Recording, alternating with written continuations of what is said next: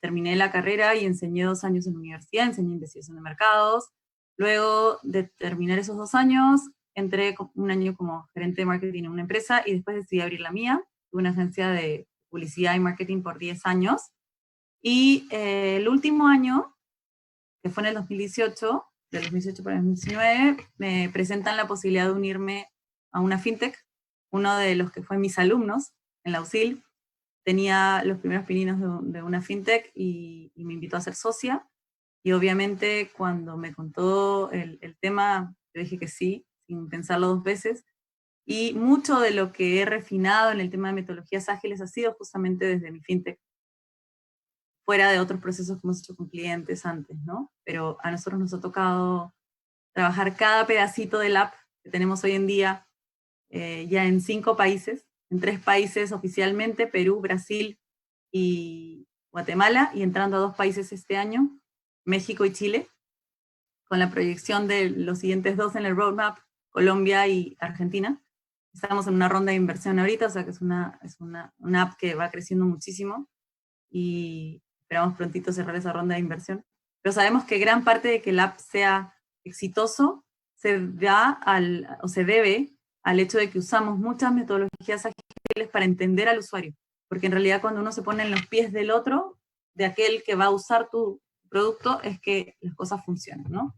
Entonces vamos a avanzar un poquito más y les voy a decir qué vamos a ver hoy, para que ustedes después me tomen la lección y a ver si hice todo completo. Entonces podemos cerrar el taller. Si no me falta algo, me hacen acordar. La idea es ver un poquito qué es Design Thinking, entender el marco teórico que acompaña este proceso, algunos mitos que se hablan y que en realidad no tienen fundamento lógico y que por ende tenemos que trabajar para no caer en ellos, aplicaciones prácticas y el tema de herramientas que les puedan servir para un proceso de Design Thinking. Bueno, a mí esta frase siempre me ha gustado mucho, que es que no podemos resolver los problemas usando el mismo pensamiento que creó los problemas, ¿no? Entonces, creo que dice mucho, porque en realidad es eso que todos dicen, ¿no? ¿Cómo quieres cambiar el destino o cómo quieres cambiar el resultado de un proceso si no haces algo diferente, ¿no? Y justamente el proceso de Design Thinking te ayuda a abrir esas opciones que tenemos para poder buscar ese camino diferente que cambie el resultado, ¿no?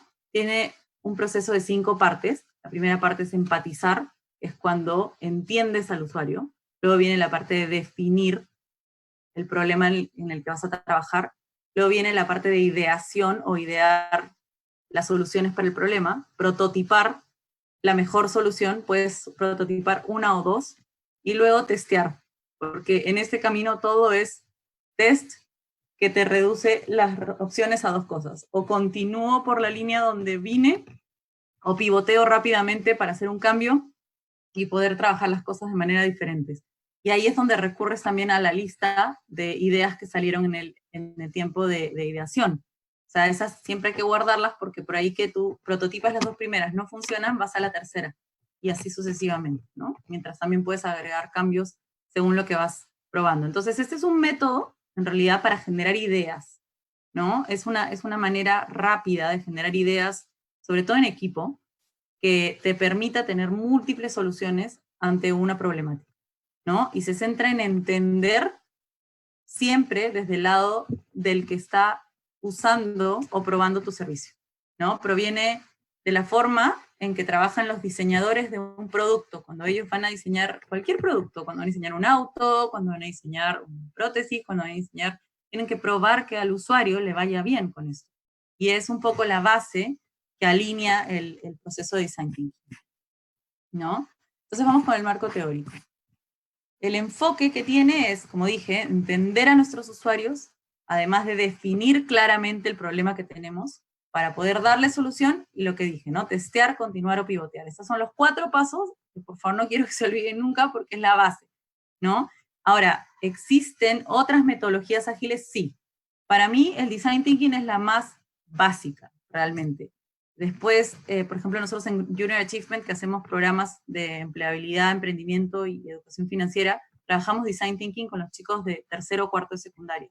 A los de cuarto, quinto ya les damos Scrum, y a los de quinto, que ya están terminando, les damos otras metodologías ágiles un poquito más complejas, ¿no? Entonces, igual los invito a que no se queden en el Design Thinking, esta es la base, y sí, sirve mucho, pero que busquen también las otras metodologías para cerrar el ciclo, porque lo ideal es llegar a una cosa que se llama el Design Sprint, ¿no? Pero para un Design Sprint, lo mínimo que necesitas es un fin de semana, o 2 días útiles, cualesquiera, ¿no? De hecho, con mi socio de la FinTech, dictábamos el año pasado Design Sprints cada 3 meses, y era increíble porque los chicos salían con muchas ideas y metodologías cruzadas que ayudan a que el resultado sea mucho más óptimo, ¿no? Entonces, ¿cuáles son esos mitos de los cuales tenemos que alejarnos, ¿no? El primero es que solo los diseñadores hacen Design Thinking, y eso no es cierto, ¿no? Cualquiera puede hacer Design Thinking, realmente, siempre y cuando, como digo, se documente o se prepare para poder guiarlo, ¿no? Pero es un tema que tú, yo o cualquiera puede hacer. El Design Thinking es una alternativa y se excluye a otros enfoques. No, al contrario, se incluye con otros enfoques. En realidad es un tema de validación, y esto se puede cruzar con resultados de cualquier otra metodología ágil, e incluso te aterriza mucho más la idea. Pero sí es una base, y una base sana para poder empezar a crear, ¿no? Otro mito es que las prácticas, habilidades o aptitudes del Design Thinking son propias de ese movimiento. Y ahí la verdad que hay un montón de ramas y vertientes, y por eso es que yo digo que ahora están los grandes expertos de Agile que venden y promueven estas metodologías. Sin embargo, muchas veces se usa muy superficialmente, ¿no? Y no se comprende la base total, o no se hace práctico, ¿no? Y uno tiene que mirar cada parte del proceso. O sea, para mí lo ideal es armar tu journey, tu user journey, ¿no? El viaje del usuario, y mapear todos los puntos donde tienes inflexión con el usuario para que estos sean validados con un proceso de design, ¿no? ¿Cuáles son los usos? Bueno, hoy en día 82% de las empresas ya usan Design Thinking, y esto creo que nos muestra por qué es tan útil, ¿no? O sea, por qué es la base de un montón de los procesos, ¿no? ¿Y qué características tiene? Para mí hay 5 características que son la base. La primera, que genera empatía, porque entendemos al usuario. Nosotros, por ejemplo, nos pasaba mucho cuando estábamos creando el aplicativo, que teníamos, por ejemplo, en una de las pantallas teníamos 2 tipos de gráfico, uno de barras y uno de círculo, ¿no? De pie. Entonces decíamos, pero ¿con cuál nos quedamos? Y obviamente nuestra idea era una, pero nosotros teníamos que salir a validar, ¿no? Entonces hicimos todo un proceso de Design Thinking, y ahí salió el resultado con el usuario que prefería el pie chart. Entonces borramos todos los de barras y nos quedamos solamente con los pie charts. Después, ¿dónde colocábamos cada botón? ¿No? O sea, ¿cómo sabíamos nosotros dónde la persona lo iba a realmente intuir y el aplicativo iba a funcionar cuasi solo, y no con nosotros detrás explicándole a la persona cómo hacerlo, ¿no? Entonces, para todas esas etapas que tuvimos en el desarrollo, hemos utilizado Design Thinking. Lo uso también en Junior, por ejemplo, cuando empezó la pandemia, y la verdad que o sea, yo tenía 1 mes y medio de directora, y me agarró esta situación. Qué difícil, pero yo creo que los que tenemos sangre emprendedora vemos todo como oportunidad, entonces buscamos cambiarle ¿no? Darle la vuelta al tema. Y hicimos un proceso con mis chicos de Design Thinking para tener ideas de cómo cambiábamos los contenidos que los teníamos en físico normalmente a contenidos digitales, porque era imposible que llevemos un workshop de medio día, de half day o de full day a una computadora y los chicos se conecten con nosotros todo un día. Entonces tuvimos que empezar a sintetizar contenidos para que de un full day pase a ser 2 horas, o de un half day pase a ser 1 hora de contenido, ¿no? Entonces, pero esto implicó sumar a los chicos que iban a recibir estos programas para poder entender qué era lo que para ellos era más impactante y qué era lo que necesitaban realmente, ¿no? Nosotros teníamos una idea que otra vez era muy arbitraria de nuestro lado, de adultos, y no de los chicos de 12 a 29 años que reciben nuestros programas, ¿no? Que piensan totalmente diferente. Fomenta y se basa en el trabajo en equipo. Y a mí me gusta mucho porque en el proceso de Design Thinking todos reciben un pad de post-its, ¿no?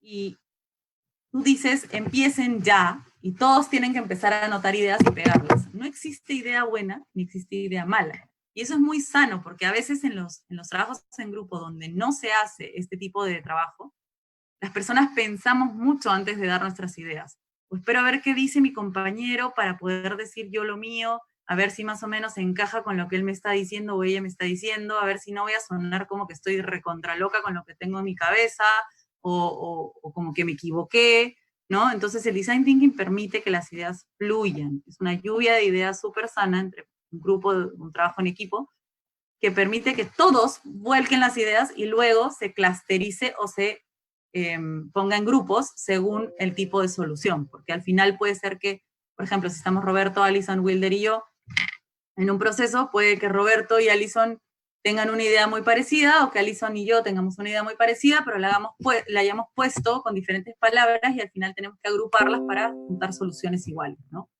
Te permite la generación de prototipos, que es la mejor vía para validar lo que estás tratando de comprobar, ¿no? Se promueve el tema lúdico, que para mí es la mejor forma de aprender o de enseñar también, ¿no? Creo que todo lo que uno gamifique o ludifique termina siendo de mucho mayor impacto, ¿no? Y además tiene un gran contenido visual y plástico, ¿no? Las personas se enfocan en estos post-its que están pegados ahí y retienes la atención y los tienes mucho más tiempo creando contigo en equipo, ¿no? Entonces, como dije, estos son los procesos, está la empatía, luego definimos cuál es nuestro problema, ideamos la mejor solución para ese problema, prototipamos y testeamos. ¿Con quién testeamos? Con el usuario, ¿no? Si no es con el usuario, no funciona. ¿Y qué elementos vamos a usar? Los materiales. ¿Qué materiales necesitamos? Necesitamos post-its, necesitamos papelógrafos, necesitamos plumones, que hay que escribir en grande. Ese es un tema. Yo he visto que muchas personas que empiezan a tirar ideas, las ponen chiquititas. Y esas ideas chiquititas a veces no se ven o no se visualizan tan grandes. Entonces, tenemos que escribir grande y tenemos que usar plumones gruesos.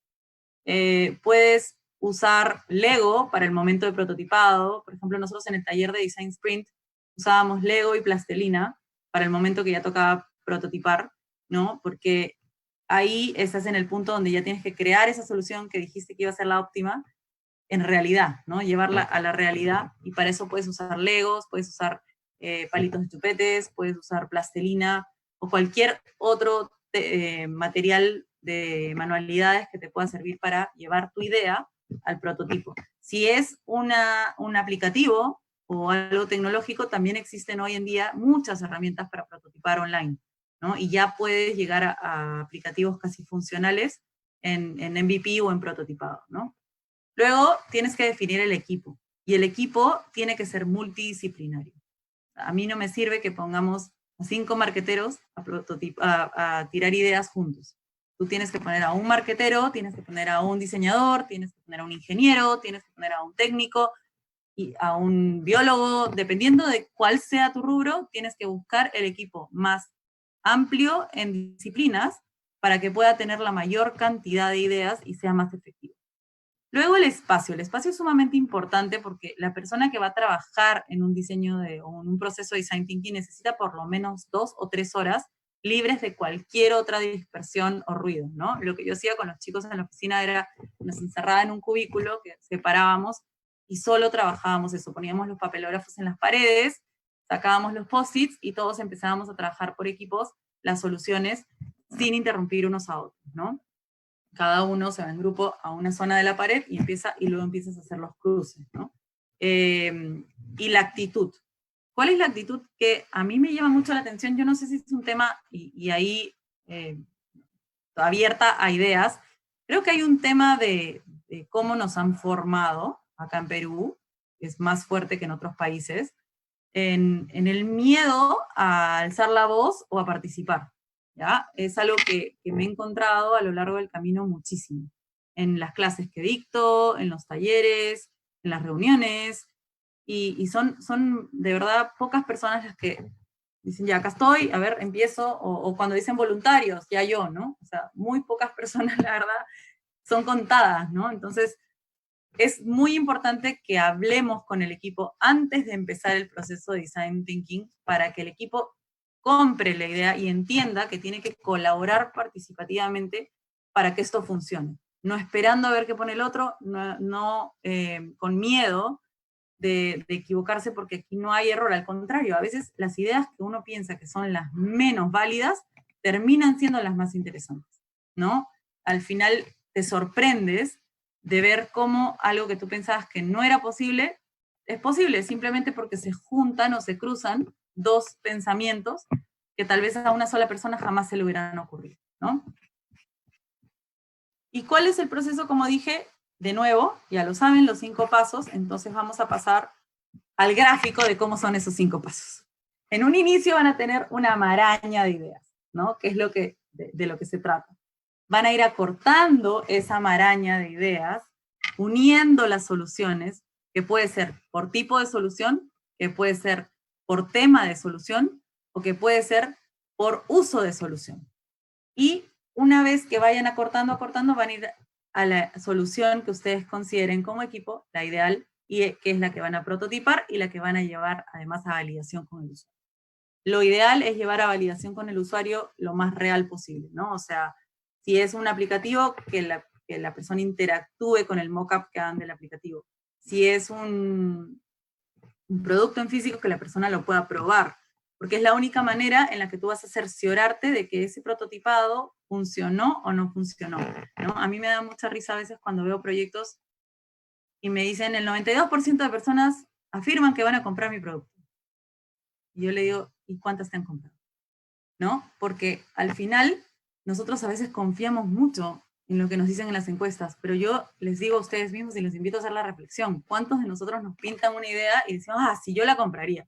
Pero es muy diferente el día que tienes que poner la mano en el bolsillo y sacar la tarjeta y pasarla, ¿no? Entonces, a veces nosotros creemos que la respuesta de una encuesta nos está dando la validación y no necesariamente es así. Por eso es que se cruzan metodologías para poder validar, ¿no? Y con un prototipo funcional siempre va a ser mucho más fácil. No sé si hasta ahí hay preguntas, por favor, me van, a ver si en el chat, me van avisando, si no, porfa, Wilder, me vas diciendo si hay alguna consulta, ¿sí? Y entonces, ¿cómo aterrizamos esto, no? Yo les voy a contar algunos otros ejemplos del caso de mi bolsillo. Por ejemplo, nosotros teníamos una idea de que el cliente era la empresa, ¿no? Decíamos ya, el cliente es la empresa y la empresa necesita esto. Sin embargo, a medida que iba pasando el tiempo, nos fuimos dando cuenta de que los clientes eran las instituciones financieras. Les voy a contar primero mejor un poquito más de qué es mi bolsillo, para que puedan entender de qué se trata. Mi bolsillo es un aplicativo móvil que ayuda a tener o digitaliza la salud financiera de los sub y desbancarizados para Latinoamérica. Existen 400 millones de personas sub y desbancarizadas en la región, de las cuales 80 millones son pymes, y por ende están en un mercado informal que crea un gap desatendido, un monto desatendido de 34 billones de dólares que fueran colocados si estas personas fueran formales. Entonces, como vemos, es un gran dolor en el mercado, es un problema gigante. Sin embargo, a pesar de ser un problema gigante que tiene muchos años, no todo el mundo ha podido resolverlo.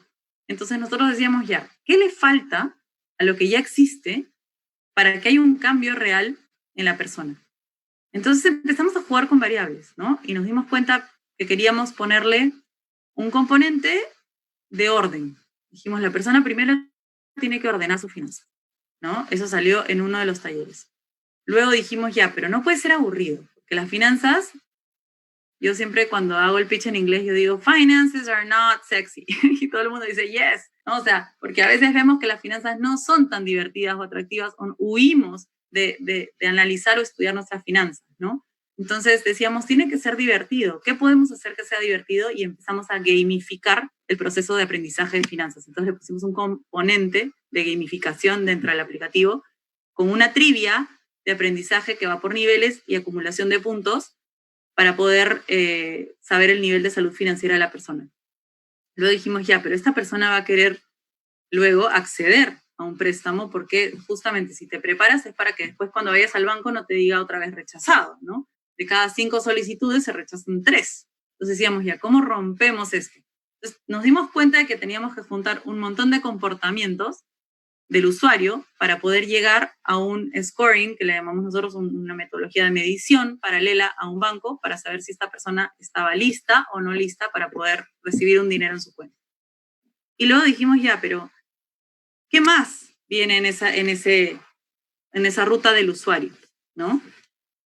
Esta persona también va a querer tener información de qué productos puede recibir. Entonces dijimos, vamos a ponerle una pantalla que nos permita ver qué productos le pueden ofrecer las microfinancieras, ya sea una tarjeta de crédito, ya sea un préstamo, cualquier solución financiera que se vaya a abrir para esa persona la puede encontrar también en una pantalla. Y luego dijimos, ya, ¿qué más? Finalmente nos dimos cuenta de que nadie es financieramente saludable si se presta y no repaga. Y ahí fue donde descubrimos la magia de nuestro aplicativo. Pero nos costó todo ese proceso con usuarios. Yo me acuerdo que con mi socio Julio nos íbamos a los mercados, nosotros, a validar, ¿no? Y le decíamos, señora, a las de los puestos del mercado, ¿no cree que nos pueda regalar 10 minutos para probar esto? Ya, pero un ratito me esperas, y esperábamos, ¿no? Ahí a que la persona ya se desocupe de sus ventas para que pruebe el aplicativo un ratito y nos diga, ya, mira, sí, yo lo entendí, pero yo le agregaría esto, yo cambiaría esto. Recorríamos tiendas, nos fuimos a Gamarra, nos fuimos a El Salvador.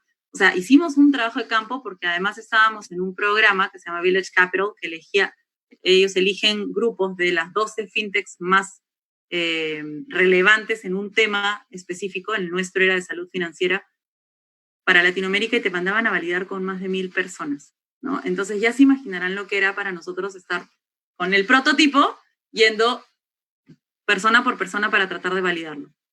Pero así y solo así encontramos esa magia, que ahora le llamamos la receta secreta, ¿no?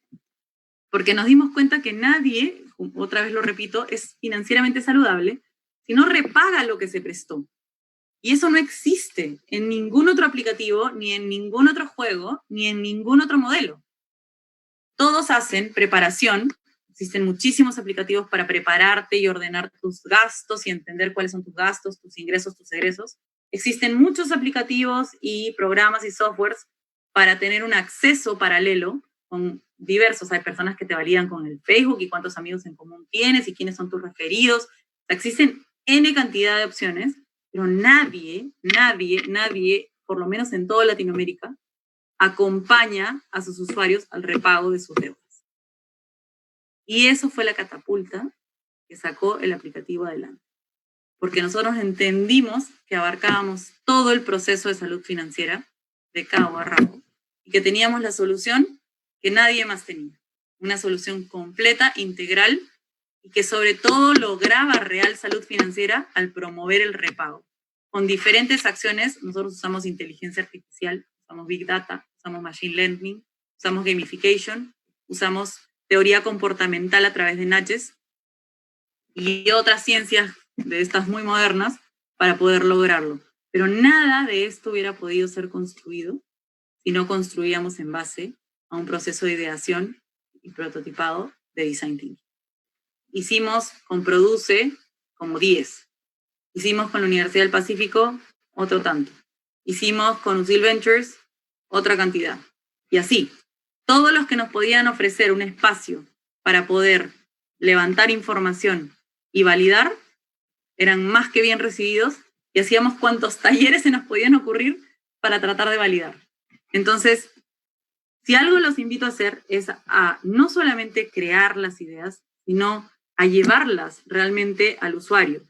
Porque muchos dicen, sí, ya lo probamos y lo probamos con los usuarios internos de la empresa. No, tienes que traer a tu cliente, al que lo va a usar. Porque solo esa persona te va a poder alinear o afinar el proceso, ¿no? El cliente interno no es igual al cliente externo, tiene otras prioridades, tiene otras ideas y otras miradas más subjetivas de qué puede querer el cliente, ¿no? Nosotros tenemos que entenderlos a ellos. Todo lo que es centrado en UX funciona. Ese es mi rol dentro de mi bolsillo. Yo soy el CMO, Chief Marketing Officer, y quien ve todo el tema de UX, que todo sea centrado en el usuario y que todo se enfoque netamente en ellos, ¿no? Ahora nos hemos dado cuenta, por ejemplo, en el camino, de que el usuario se conectaba con nosotros una vez por semana, pero no lográbamos que se conecte más seguido. Entonces, ¿qué hemos hecho? Le hemos empezado a poner una cosa que se llama push notifications en el aplicativo, y el usuario recibe tips todos los días. Entonces, eso hace que por lo menos abra el aplicativo para leer el tip. Y hemos visto que ha incrementado la adherencia de nuestros usuarios a nuestro aplicativo en más o menos 70 y tantos %. y planificamos que esa adherencia incremente en 200% en año y medio. Entonces, ahí es a donde estamos enfocando y trabajando, ¿no? No sé si hay preguntas sobre casos específicos de ustedes. Feliz de ayudarlos a aterrizar ideas, si es que tuviesen algún proceso en el que estén. Pero vamos a las herramientas, ¿no? Algunas herramientas que te pueden servir. El mapear el recorrido del cliente. Y acá tienes que tener bien en claro si tienes clientes, tienes usuarios, si tienes una mezcla, si el mismo cliente es tu usuario. Nosotros, por ejemplo, no tenemos usuarios y clientes iguales. Nuestro cliente es el que nos compra el aplicativo, que son las instituciones financieras o las empresas, y nuestro usuario es el que recibe el aplicativo y lo usa, que son los clientes de las microfinancieras o los empleados de las empresas. Entonces, teníamos que entender a dos lados. ¿Qué quería que yo haga el que me va a comprar y qué quería que yo haga el que lo va a usar? Y cruzar encima esos aprendizajes para tener el aplicativo ideal. Por ejemplo, este año hemos descubierto que nuestros clientes quieren que ya transaccionemos, porque ellos, como nosotros los ayudamos a acompañar al cliente, a su usuario, perdón, en el proceso de repago, ellos quieren que tengamos una manera de colectar esa cuota y que el usuario pueda pagar a través de nosotros y nosotros le entreguemos el dinero. Entonces ahora, para antes de fin de año, si todo sale bien, vamos a lanzar nuestro servicio de Wallet as in Service, que es una billetera móvil, dentro de mi bolsillo, para que las personas puedan empezar a hacer pagos. Entonces, todo el tiempo estamos escuchando, ¿no? Ellos decían, ¿cómo podemos colectar? Entonces hicimos un proceso de design thinking donde salieron un montón de ideas que era, bueno, nos aliamos con la red de agentes express, no hacemos esto, hacemos el otro, muchísimas ideas, y al final de todo eso llegamos a la conclusión, con validación, de que el Wallet as in Service era lo mejor que podíamos ofrecer, ¿no? Y que el cliente se iba a sentir satisfecho y que el usuario no lo iba a sentir tan chocante al momento que lo implementemos. Luego puedes usar mapas de empatía. También está el análisis de la cadena de valor. ¿Dónde está esa cadena de valor en tu proceso de llegada al cliente o al usuario? Los storyboards ayudan muchísimo porque te permiten dibujar o diagramar, y acordémonos que no todos aprendemos o entendemos de la misma manera. Hay personas que son más visuales, hay otros que son kinestésicos, hay otros que son de capacidades mezcladas, ¿no? O sea, de estos híbridos que quieren tocar y sentir y mirar. O sea, tienes diferentes tipos de usuarios, diferentes tipos de personas y tú tienes que tratar de ir por ahí para darle satisfacción o entender a todos, ¿no? Está el mapa de emociones, que a mí me encanta el mapa de emociones porque creo que hace que la persona te empiece a poner cómo se siente con cada etapa de tu proceso, ¿no? O del producto o servicio que tengas. Y es muy bonito porque ahí empiezas a ver cuando te ponen las sonrisas, es porque ya sabes que estás en el camino correcto, ¿no? Mientras pongan caritas tristes, por ejemplo, les doy algo, ¿no? Yo los bancos, ¿no? En Perú yo tengo mi banco favorito y tengo otros que odio. Uno de los que odio, si a mí me ponen su journey de usuario y me ponen a mí a ponerle caritas, le voy a poner cara enojada en toda la frecuencia, ¿no? Pero de repente a otra persona de ese banco sí le gusta y le va a poner una cara intermedia o una cara feliz. Entonces ahí es donde toca cruzar para validar, ¿no?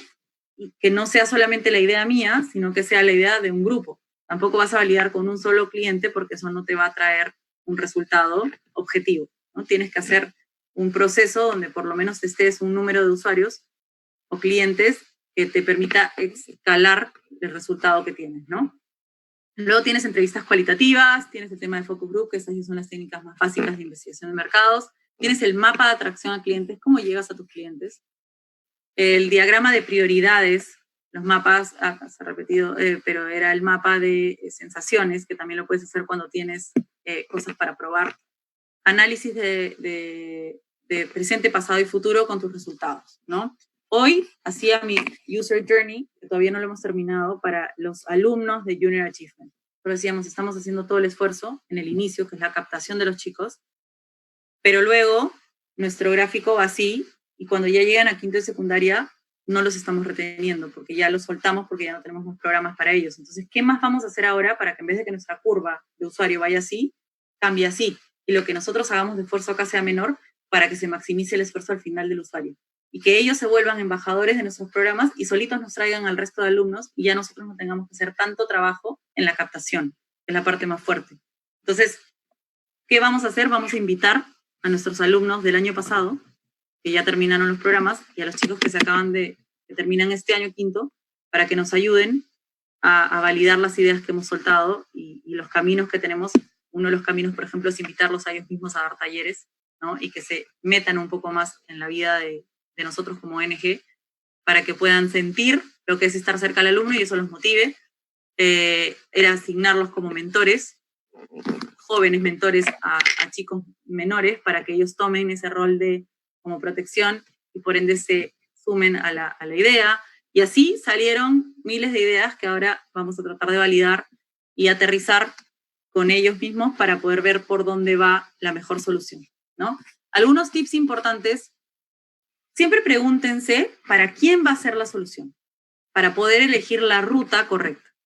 ¿Con quién vamos a trabajar? ¿Quiénes están en nuestro equipo? ¿Quiénes son estas personas que van a trabajar con nosotros para poder ver cómo vamos a asignar? Entonces yo voy a decir, tengo el departamento de marketing, tengo el de ventas, tengo el de producción, tengo el de recursos humanos. Tengo que dividirlos, como dije, en grupos heterogéneos, ¿no? Voy a agarrar uno de cada equipo y armar así mis equipos. Porque si pones a 4 marqueteros juntos, todas las soluciones se van a tirar para un lado. Si pones a 4 técnicos juntos, todas las soluciones se van a tirar para el otro. Y eso no te va a dar una objetividad en los resultados. Y también con qué recursos contamos, porque existen procesos de design thinking que demoran muy poquito, pueden ser de 1 hora a 2 horas, como pueden ser, como dije, procesos ya más grandes como sprints, donde la persona se pasa un par de buenos días trabajando soluciones para llegar a la mejor, ¿no? Cuando defines el problema, entonces, tienes que preguntarte qué dicen los usuarios de lo que estás haciendo y cómo se comportan tus usuarios, cuál es la mirada que tienen hacia tu producto o servicio y por ende al prototipo que les vas a presentar, ¿no? En la fase de ideación es importante que evitemos los juicios, como dije, que transmitamos un espacio limpio y sano de trabajo, que siempre busquemos la calidad y no la cantidad de resultados. Al decirle a la persona que trate de pensar bien y poniéndose en los pies de este usuario, qué cosas le podrían servir realmente, ¿no? Que promovamos las ideas disruptivas. Porque como dije, a veces las personas dicen, no, yo no quiero opinar, porque la verdad que mi idea no creo que sea. Miren, yo les digo que de verdad que esas ideas yo no creo que sea, son las que más se eligen. Así que toda idea fuera de la caja siempre será más que bien recibida, porque son esas personas las que nunca hubieran hablado. Tú preguntabas, ¿y tú qué opinas? ¿Y tú qué opinas? ¿Y tú qué opinas? Son las que siempre se quedan calladitas, ¿no? Entonces tienes que forzarlas un poco en el proceso de ideación para que saquen este tipo de resultados. Tienes un tema de prototipado rápido que yo lo recomiendo para procesos que tienes que apurar. A veces nos toca, no sé, nos dan un cliente, por ejemplo, nos pide un programa para determinado tipo de llegada, que tenga un componente financiero o que tenga un componente de soluciones de salud o que tenga un componente de soluciones para el medio ambiente. Y en ese momento hacemos un tema de prototipado rápido para poder sacarle al usuario o a este cliente que nos está pidiendo algo en tiempos cortos, con menores costos y con un modelo más simple, pero que nos permita que pruebe la solución antes de pasar a crearla, ¿no? Igual en aplicativos o en cosas tecnológicas esto es mucho más fácil, porque no tiene un costo de prototipado como sí costaría, por ejemplo, si yo estoy hablando de mascarillas, ¿no? Si tengo que hablar de mascarillas y quiero generar la mejor mascarilla, voy a tener que prototipar ahí sí lo más cercano a la mascarilla posible, porque tengo que ver que no traspase, que no, todas las características que tienen las mascarillas hoy en día. Entonces tengo que cumplir con ciertas cosas y ahí ya no puedo prototipar así nomás, ¿no? Tenemos unos chicos, por ejemplo, que estamos asesorando, que están haciendo unas zapatillas que se recargan cuando caminas. O sea, tienen un puerto USB y recargan tu teléfono, tu celular, cuando vas caminando. O sea, con la energía de la caminata, recargan tu teléfono. Entonces, ellos, por ejemplo, para probar, necesitan el producto final. Al principio nos hablaron y nos dijeron, ¿qué tal si hacemos modelos 3D? Con el modelo 3D y nosotros decíamos, no, imposible. Porque si tú no me das a mí el zapato con el que yo camine, yo realmente sepa si eso carga o no carga mi teléfono, yo no te voy a poder dar un feedback adecuado, ¿no? Y como usuario. Entonces siempre tenemos que pensar que dependiendo del nivel tecnológico que tenga nuestra solución, vamos a tener que llegar a un prototipo lo más real posible, ¿no? Que no sea solamente una maqueta. ¿Qué técnicas fomentan la creatividad? El tema de centrarse y respirar, eso es algo que usaban mucho en Halcyon. Yo estuve en Halcyon Incubator, que es una incubadora que trabaja procesos de aceleración en Washington, D.C., queda al lado de Georgetown y es una maravilla. Tiene un programa de 4 meses que te metes inmersa ahí y además te dan $10,000 para que valides tu solución. y son poquitos los que son recibidos, no es un cohort de 4 o 5 empresas cada vez que lo hacen, y tiene que ser algo con social impact o impacto social. Entonces nosotros lo que hacemos con Mi Bolsillo, si bien es cierto, es una for profit, o sea, nosotros generamos ingresos, pero ayudamos a los subbancarizados que se ve como una, porque ellos no pagan, paga el cliente, ¿no? Entonces ellos como usuarios estamos recibiendo, dándoles una ayuda como de impacto social.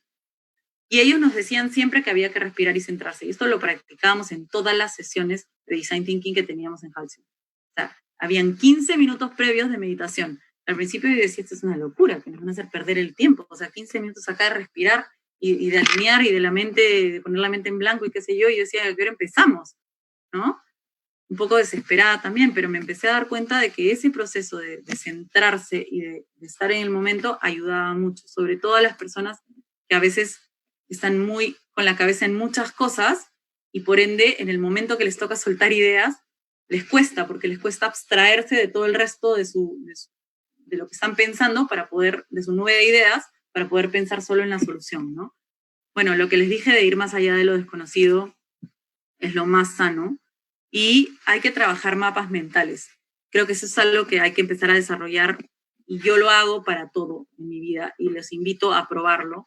Realmente cada vez que voy a tomar una decisión, o cada vez que voy a armar algo, o cada vez que voy a crear algo, o cada vez que estoy pensando algo, lo transformo en un mapa mental que me permite tener la claridad de mis opciones y por ende elegir mejor, ¿no? Ahora sí, voy a preguntas y les dejo mi contacto por si tienen alguna otra duda. No sé si hay alguna pregunta. A ver, chicos, sus preguntas, aprovechen este espacio chiquito. Para que justo es la parte de que muchos de los equipos hay conceptos que no entienden, he escuchado por ahí, hay dudas en una de las etapas, tal vez, en el proceso.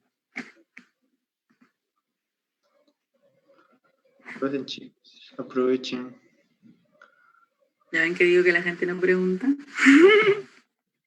Es el momento que me tienen acá para preguntar lo que quieran. Ya no hay preguntas, nos vamos.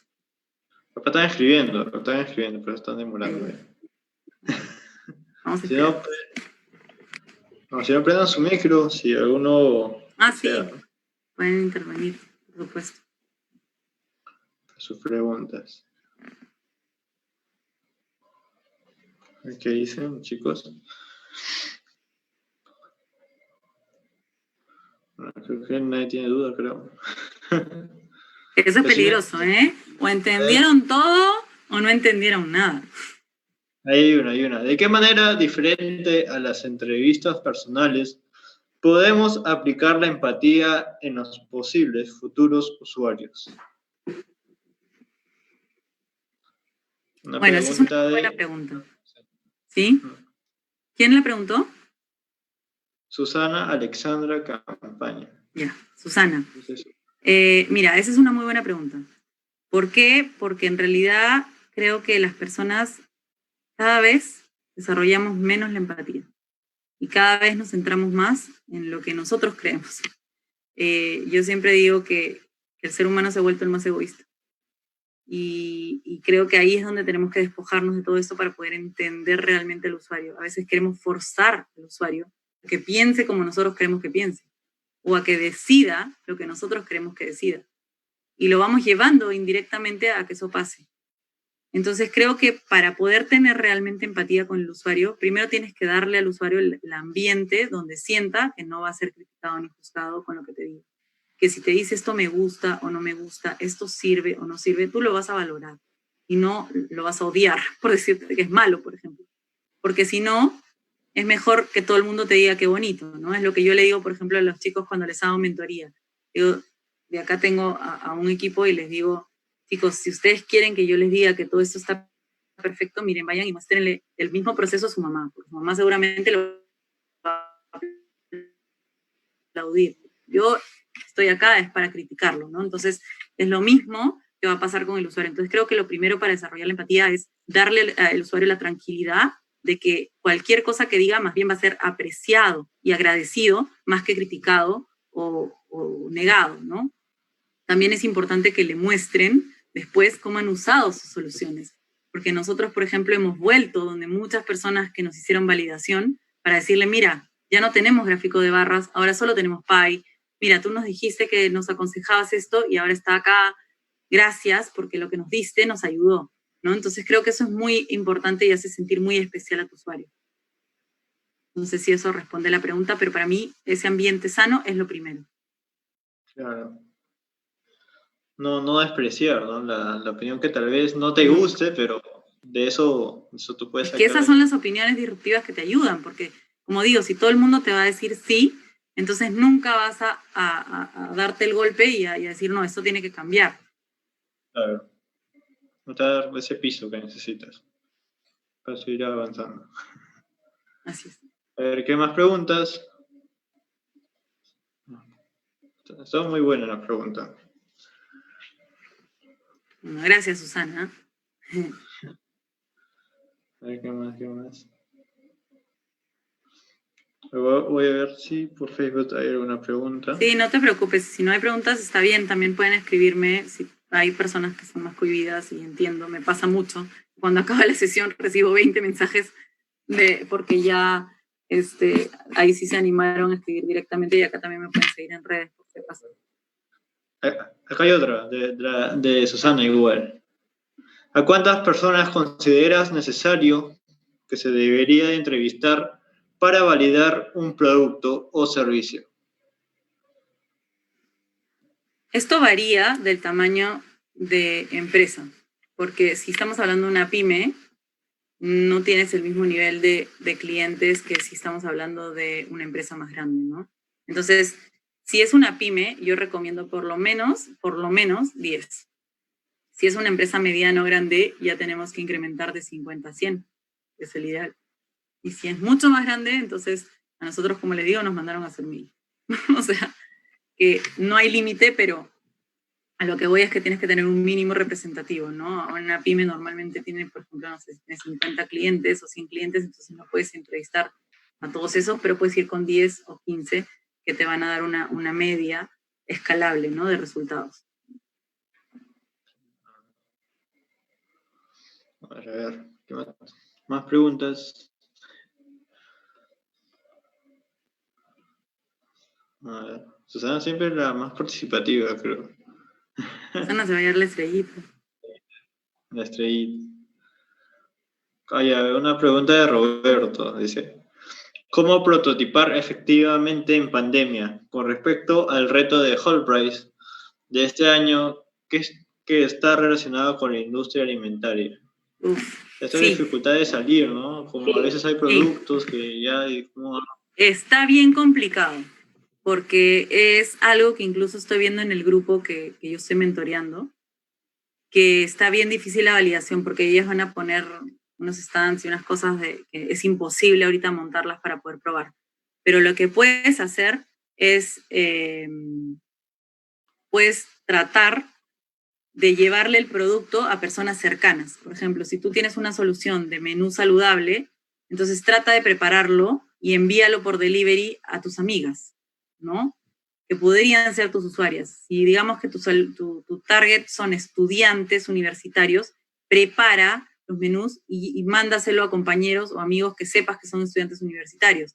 Si tienes, no sé, barras nutricionales, prepáralas igual y trata de hacerlas llegar a cuantas más personas puedas para la validación. A mí, de hecho, hace una semana me llegaron unas mermeladas, ¿no? Como Nutellas, pero de frutas, que era de diferentes sabores, ¿no? De frutas, y me dijeron, te los podemos mandar para que pruebes, y le dije, pero por supuesto. Entonces me llegaron la cajita con 4, yo hice la prueba y luego les respondí una encuesta, ¿no? En Estados Unidos, por ejemplo, se hace mucho eso. Mi hermana vive en Estados Unidos, y en Estados Unidos le mandan de lugares como Costco o Walmart, por ejemplo, como ella tiene 2 niñas chicas, entonces le mandan, por ejemplo, wipes, ¿no? De estos para limpiar superficies o para limpiar.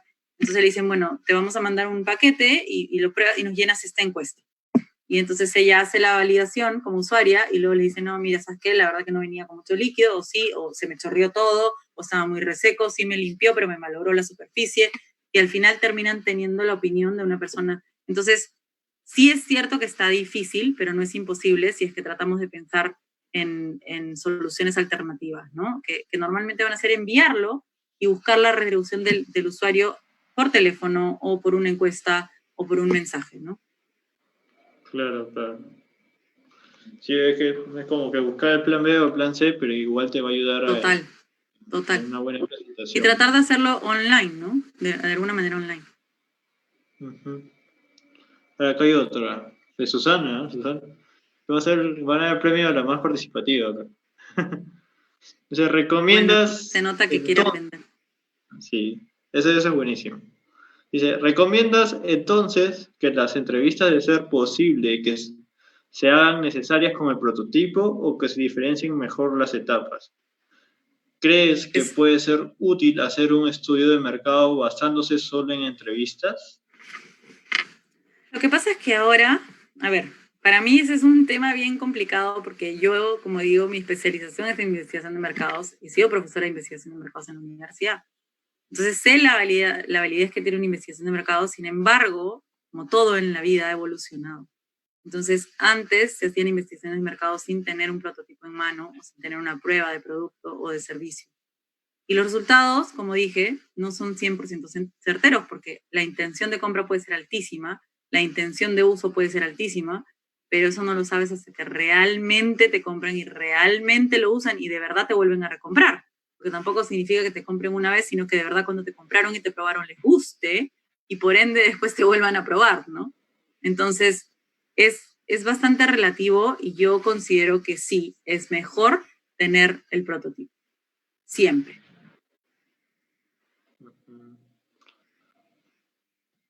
A ver, más preguntas. Creo que eso ya serían las dudas. Buenísimo. A ver, ¿hay otra más? No, no hay otra más. Entonces, sí ahí está. Roberto otra vez. Están compitiendo ahí Roberto y Susana. ¿Cómo elegir la idea más interesante en el proceso? Generalmente es por priorización de clusters. O sea, tú vas a agrupar las ideas y después de agrupar las ideas vas a agarrar aquellas dos que el equipo vote como las mejores, ¿no? Normalmente se hace una votación abierta y ahí es donde eliges las dos mejores. La otra opción es elegir la idea que tuvo más fuerza, ¿no? La que tuvo más post-its encima, por así decirlo.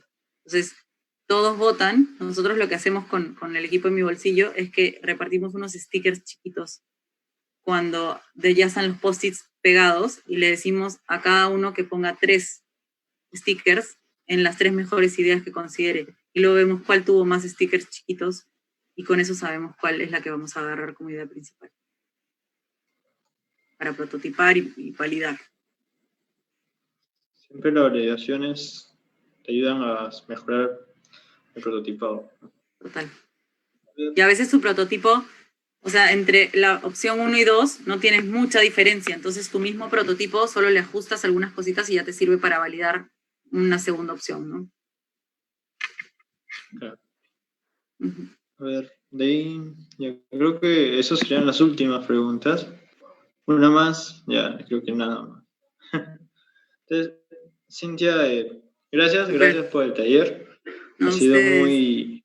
muy, como ese reto alimentario, todo este aprendizaje, sobre más que todo el proceso de design thinking, en cómo poder hasta modelar tu prototipo, ¿no? O tu MVP, tu producto mínimo de servicio viable, ¿no? Entonces, para poder terminar, nos tomamos la foto pues del taller final. Súper. Ahorita, a ver, entonces dejo de compartir. A ver, prendan sus cámaras, chicos. Creo que ya se han quitado. Cuando dicen que decimos prendan sus cámaras, siempre se bajan. Ya no están. ¿Por qué se esconden? Se esconden. Ahí está. De Marimilia, Ivette, Susana, Jesús, José Leonel. Susana es del equipo de Perunautas que lo mentorea a Juan. Ah. Vamos a mentorear ese equipo que también está Roy. Juan me ha declarado la guerra, ¿eh? Ahí está. Ahí está con la competencia. Sí. Ahí Susana, Roy, Que Juan es mi Jesús. jefe de operaciones, entonces me dice, ni te creas, Villar, que yo ya me sé todos tus secretos. De por dónde vas a llevar a tus chicas. Ya te puso la cruz, ya. Vamos a ver, Leito, vamos a ver en la cancha. Ahí vamos a ver. Ahí está Jesús Leonel, que es el del equipo de Tech Food. No hiciste mi pregunta, Wilder. Está bien. Otra pregunta más, aprovechen. Mira, la última. No, será solamente una curiosidad. Ahora ¿cuándo tendrías la disponibilidad de hacer uno de Design Sprint? Que sería como que... Y sí, deberíamos hacer un Design Sprint. Para eso sí necesitamos más horas, pero con gusto, Ahí sí necesitamos un poco más de horas y tendría que ver de aterrizar el Design Sprint a virtual, pero sí se puede. Y me parece chéverísimo. ¿Cuántas horas necesitarías para evaluar entre todos? Déjame armarte algo y te lo paso porque quiero ver un poco cómo lo podemos sintetizar lo más posible. Existen procesos alucinantes y les voy a mandar links cuando suceda. Por ejemplo, el otro día estuve en un proceso de Design Thinking mundial para un proceso de la ONU. Y fue increíble, mentores y monitores de Design Thinking en todo el mundo, con salas abiertas de prototipado, de ideación. O sea, no saben lo que fue todo un día, fue un journey completo de trabajo, pero increíble. Entonces, cuando hayan este tipo, a mí me pasan la voz porque entro como mentora, ¿no? Entonces, cuando me pasen la voz, los voy a invitar. Buenísimo. Vale. A ver, entonces la foto final, entonces, ¿quién la toma? Ustedes dirán. Ya, entonces, ya la cuenta de 3, 2, 1. Ya está. ¿Vio? Creo que apreté el botón correcto. Si quieres, yo tomo uno. ¿Sí? ¿Salió? A ver.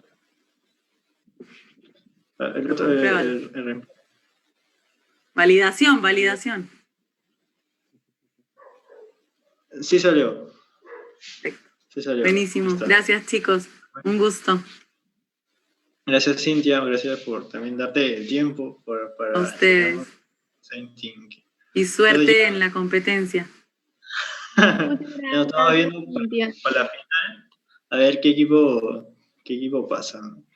Vamos a ver. Igual todos son... Yo siempre voy a decir que todos los que están son buenos equipos. No hay ganadores ni perdedores. Ya por estar ahí, por estar intentando lograr algo más, ya para mí destacan. Y el proceso del emprendimiento es un proceso largo. No se hace de la noche a la mañana. Toma mucho esfuerzo. A nosotros llevar la fintech a donde está hoy en día nos ha costado muelas. Todavía nos cuesta. El año pasado dediqué mi vida a viajar para levantar capital. Yo llegaba a Lima un día, al día siguiente me subí al avión de nuevo para irme a otro lado. Logré levantar más de $200,000 en capital presemilla para mi empresa. Y ahora ya estamos en ronda de inversión. Entonces es posible y es factible cuando lo crees y lo quieres y lo buscas. Pero es difícil. Y eso lo hace más bonito porque luego disfrutas mucho más cuando tienes los resultados, ¿no? Entonces yo los invito a nunca dejar de intentar. Tal vez no sea esta la solución, tal vez no sea este el proyecto, pero la vena emprendedora que nunca se apague, que nunca deje de latir, porque yo creo que de los emprendedores es el futuro.